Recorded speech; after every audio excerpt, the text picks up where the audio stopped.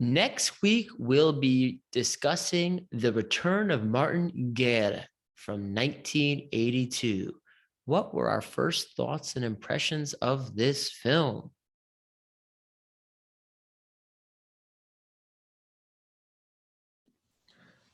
So this is the first time I've watched this movie. I suggested it without actually having seen it or really knowing very much about it. I know nothing about the director. I don't even know what other movies he's made.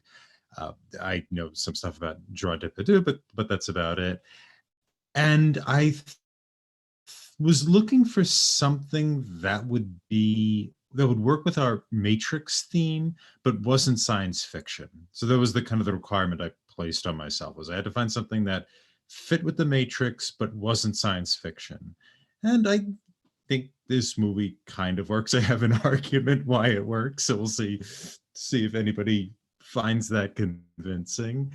However, I watched this movie on my computer and I really liked it. It's this little curio. I described that way to KJ, which is just this weird, kind of small, interesting thing that doesn't exactly fit into a specific box, but also isn't particularly grand or large in scale. It's fairly diminutive in its presentation, and I think Gerard Depardieu is deeply charming in this. He carries this picture quite lovingly. So I enjoyed this, and I was quite surprised by it. Yeah, as Tom mentioned this summer, when we decided we were going to do a Matrix lead up, um, Tom said, "Hey, I might do Return of Martin." So I grabbed my phone, I watched the movie, and it's a fun little movie. I did enjoy it. I'll be interested to hear Tom's views on how it relates to the Matrix. But one of my favorite things about this movie has been telling other people the plot, which, normally telling people plots of movie is boring, and maybe they've all been bored, but it's really fun to walk through this plot with somebody who hasn't seen it, especially when you get to the end, the big twist ending, and uh, you get to say they start all over again. So yeah, it was a fun little movie.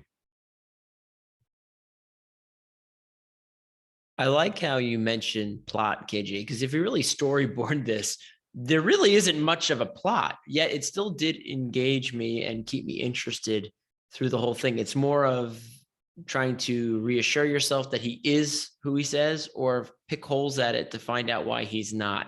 So I did find it interesting, and it did keep my it kept me interested the whole time.